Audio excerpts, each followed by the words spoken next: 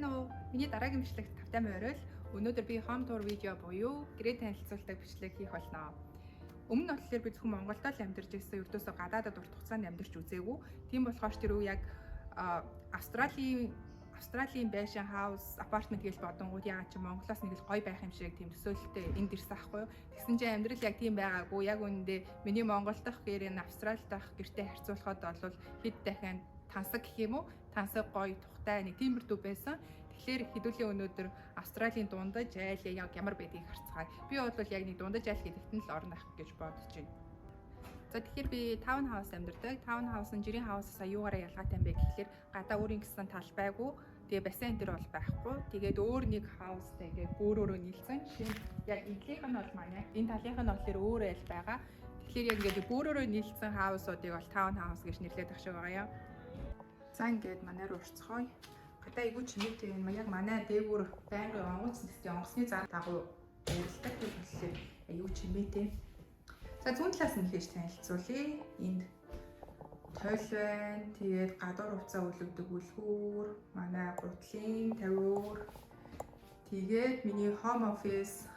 Уул нь миний ширээ компьютер дээр өрөөнд өгдөг гэсэн. Гэтэ 100 болонгууд халуун агаар дээшээ яваад амар халуун болчдөг. Өрөөндөө байд суухын аргагүй болчтой. Тэгэхээр доошоо бууж ирээд энд ажиллаа хийждэг. 100 болохоор энэ хэсгийнхээ ажлын өрөө болгоод төвчүүлжтэй. За тэгээд энэ талдаа зүүн талдаа харах өрөө. Энэ надаа яг нэг Harry Potter-ын харах өрөө санагдуулаад идэв. Шаг шатны дор байдаг болохоор. За тэгээд зүүн талдаа болохоор гаражтай. Манай руммейтүүдийн машинаа тавьчихдаг. Тэгээд эндээ угаалгын машинтай, гаражын дотор угаалгын машинтай. За угаалгын машин хаадаг байгаа юм байна. За тэгээд энэчнээсээ яваад манай том өрөө зүүн талд, галтгой баруун талд байгаа. За би ингээд том өрөөндөө зогсож байна. Манай том өрөө болохоор яг энэ хэсэгтээ буудантай, ер нь айгүй цомхоо. Эндээ буудантай, энд нэг тавиуртай. Уул нь эндээ би зурагт авах гэж бодчихсон. Гэтэ надад угаасаа ямар ч зурагт үзээд ах зав байдаг болохоор зурагт авсан байгаагүй, ямар ч ялгаагүй. Тэгэхээр 2 жил гараа. Бараг 3 жил ингээд ямар ч зурагтгүй амьдарчлаа. Тэгээд энэ галтгооны ширээ, галтгоон тэнд байгаа. Галтгоондоо цайгаа хичээлийн шууд олоо идчихдэг. Тэгээ балкон дээр бас нэг ширээ байгаа. Дулаан үед балкон дээрээ суугаад өглөөний цайгаа уудаг ч юм уу, гадаа гарч хоол идэхээр аюу гоё байгаад идэв. Заримдаа болохоор би балкон дээрээ суугаад ажиллаач гэсэн хийждэг. За энэ хэсэг болохоор манай галтгооны хэсэг байна. Анх нүүж орж ирэхэд энэ галтгооны тавилганаас өөр юучгүй хав хоосон байр байсан. Тэгээд бүх тавилгуудаа би өөрөө худалдаж авч зарим нь өргөхийн өөрөө өргөж хөргөж аваад тийж энэ байрыг төвчүүлсэн. Тийм болохоор би энэ байрныхаа эд хогшилтыг бүрт амар хайртай. Тэгээд дээрээс нь нэг юм нэмжлэхэд Австрали байр түрээслэн гэдэг айгүй хэцүү. Ядж байгаад би яг 3 жилийн өмнө буюу яг эд ковидын дараа хамгийн их хүн ирж байгаа үед нэрсэн болохоор байр түрээслэхэд амар хэцүү байсан. Анх 2022 оны 10 сард ирчээд 23 оны 7 сар хүртэл байр хайсан. Тэгэхээр чинь бараг 9 сар гарan байр хайсан байгаа байхгүй. Гэтэ яг 9 сарын турш тасралтгүй бол хайгаагүй. Тэр дундаа хүмүүсийн хажуу өрөө түрээсэлтэд амьдарч байсан. Тэгээд оюутны дотор байрны дотор амьдарч үзсэн. Тэр хугацаанд тэгээд нэг ер нь бол нэг 3-4 сар бол тасралтгүй байранд аплайцсан. Гэтэ бол ердөөсөө зөвшөөрөхгүй байсан. Тэгээд яагаад вэ гэхлээр гол шалтгаан нь би оюутан. Тэгээд хагас цагаар ажилдаг хангалттай орлогогүй гэж бодсон юм шиг байгаа юм.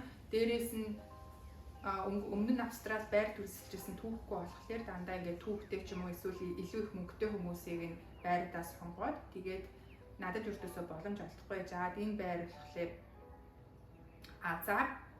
намайг болон манай дүүг энэ байранд авсан. Би анх ирэхдээ болохоор дүүтэйгээ хамт ирсэн. Тэгээ би оюутны дотор байрныхаа хажууд яг нэг кофе шопт ажилд орсон байхгүй юу.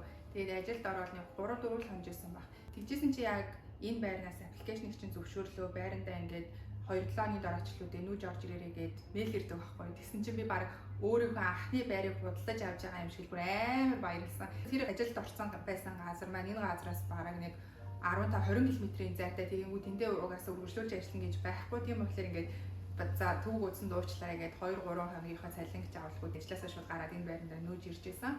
Тэгээд тэгээд өмнө хэлсэнчлэн дүүтэйгээ найзтайгаа амьдардаг гэж байгаа. Манай найз Монгол буцаад манай дүү бас саяхан Монгол буцаад тэгээд одоо болохоор би руммейтүүдтэй буюу Мексик болон Монгол хүмүүстэй хамт амьдардаг.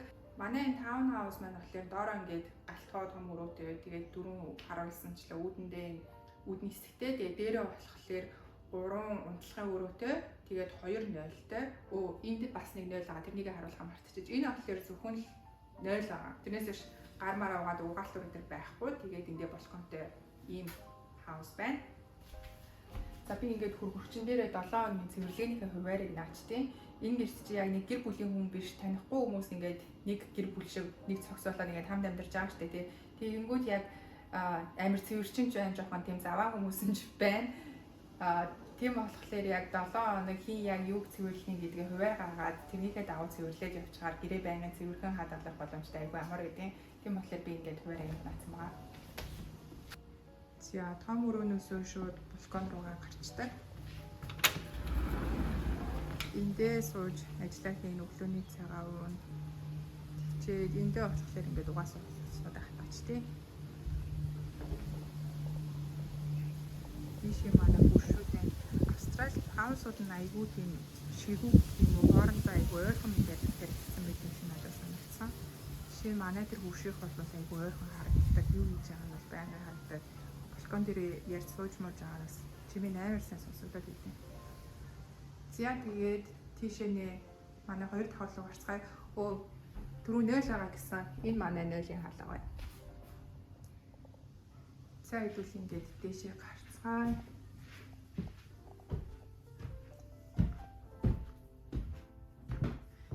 За дээрээ ингээд 3 унтлагын өрөөтэй. Энд манай нэг roommate-ийн, энэ манай roommate-ийн. Тэнд болохоор миний унтлагын өрөө байна. Энд бидний 0. Энд дахиад нэг roommate маань өрөө. За хэдүүл манай 0-оос эхэлж гарцгаая. За манай энэ хаус болохоор ер нь жоохон хуучны хаус юм байлээ. Тэгэхээр ингээд зарим юм модон мороолын илэгдэлд ороод будан халцарсан. Ийм энийг нь харах юм бол анханасаа ийм ирсэн. Тэгээд эндээ юм ойлтой. Эндээсээ гарангуутлаа энд миний өрөө байна.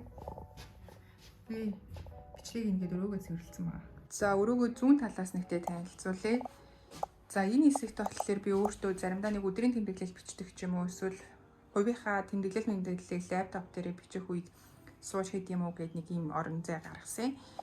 Энд пианино тоглуулагч байна. Уул нь бол минийх биш манай дүүгийнх. Тэгээ Монгол явахдаа надад өвлүүлж үлдээсэн. Гэтэ би бүр хизээч сонсож байгаагүй. Уул нь зөндөө гоё пианиснууд энд байгаа. Тэгээд нэг завтай өдрөө сонсох хаа. За тэгээд хажуудаа юм ортой. Энэ орн ингээд наашаанаас сунах боломжтой IKEA-гийн ор. Бараг энд байдаг хүн болгонд байдаг баху. Тэгээд үргэлжлүүлээд энэ хувцсны шкаф. Тэгээд дахин хаалга. Ингээд болоо. Айгу энгийн их юм байхгүй.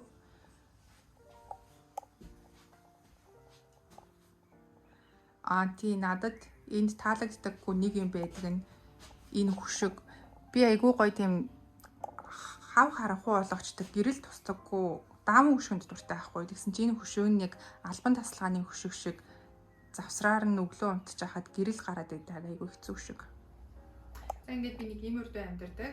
3 унтлагын өрөөтэй таунхаус түрээслээд нэг өрөөнд нь өөрөө байгаад нөгөө 2 өрөөгөө өөр хүмүүстэй түрээсэлждэг. Түрээсийн гэрээ нь бол миний нэр дээр түрээслэгч нарт маань болохоор ямар нэгэн гэрээ байхгүй. Тэгэхээр энэ байртай холбоотой бүх хариуцлага нь яг миний толгой дээр байдаг гэсэн. Тэгээд яг иймэрхүү ингэж амьдрах юм бол надад Австралид хамгийн хямд зардлаар амьдрах боломжтой юм шиг санагддаг.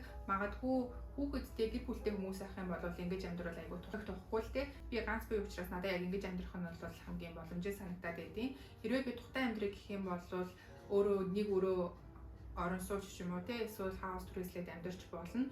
Гэхдээ би тэгэх юм бол 2 юм уу 3 дахин магадгүй өндөр үнэтэй түрээсдүүлнэ. 2 3 дахин өндөр үнээр 5 дахь худалдаж авснаас надад бол ингээд амьдарч байгаа нь хамаагүй дээр санагдаад байдیں۔ Гол нь roommate-үүдээ буюу нөгөө хамт амьдарч байгаа хүмүүсээ зөв сонгочиход бол ямар ч асуудал байдаггүй. Айгүй тухтай байдаг. Тэгээд нэмж хэлэхэд яг өөрийнхөө нэр дээр байр түрээслэж амьдрах нь надад бас нэг давуу талтай юм шиг санагдаад байдیں۔ Тэрний үг гэхээр магадгүй ингээд хамаатай саднууд ч юм уу Монголоос ээж аав ирлээ гэхэд гэртээ дураараа байх боломжтой. Хэрвээ хүний хажуурыг төрүүлсэн бол яг тэр хүнээсээ зөвшөөрөл аваад тэгээд жоохон хүнд төвөгөд байгаа юм шиг санагдана. Яг өөрийнхөө нэр дээр байр түрээсэлчгээр дураараа байж болдог нь надад гоё санагдаад идэгэн. Тэг мэдээж дураараа байж ингээд румитүүдийн ямар амгалан байдлыг алдуулаад ингэсэн үг бол биш л дээ. Гэхдээ өөрийнхөө нэр дээр байр түрээслэхийн нэг сул тал нь болохоор хэрвээ румитүүд чинь нийшээ тийшээ явлаа, тэд нар ингээд байр өрөөнөөсөө гарчлаа гэх юм бол хөнгөө байх хугацааныхаа түрээсийг би өөрөө төлөх ёстой болчихно. Тэгэхээр нэг өсөндөө нөгөө өрөөнүүд нь ингээд түрээслэгдэхгүй хөнгөө авах юм бол тэр хооронд би өөрөө мөнгөө төлнө гэхээр тэр нь жоохон эрсдэлтэй. Гэхдээ надад одоогоор бол тийм юм тохиолдог байна. Манай нэг өрөөний руммейт болохоор надтай бараг 2 жил хамт амьдрах чинь. Нөгөөх маань болохоор дүүг явснаас хойш ингээд хамт амьдарч байгаа. Тэгэхээр одоогоор бол ингээд айгуу сайхан амарч амьдарч байна. За би тэгээд нэг иймэрдүү айлыг бол нэг дундаж айл байдгийн болов гэж өөрийнхөө хувьд бодож байна. Мэдээж энэс гоё айлууд бол зөндөө байгаа. Зарим шинээр баригдсан апартментууд бол айгүй гоё байдаг. Дотроо жимтэй, пүүлтэй, тэгэл дээрээ барбекю ариатай ч гэдэг юм уу те. Хаусууд болонгууд илүү гоё зай талбайтай, дээрээс нь өөрсдийн гэсэн хувийн бассейнтай гэдэг тиймэрдүү гоё айлууд бас байгаа. Би болохоор яг өөрийгөө дундчил гэж боддог. За тэгээд Австралид амьдардаг дундаж нэгэн монгол айлтай танилцсан. Баярлалаа. Дараагийн бичлэгээр уулзъя.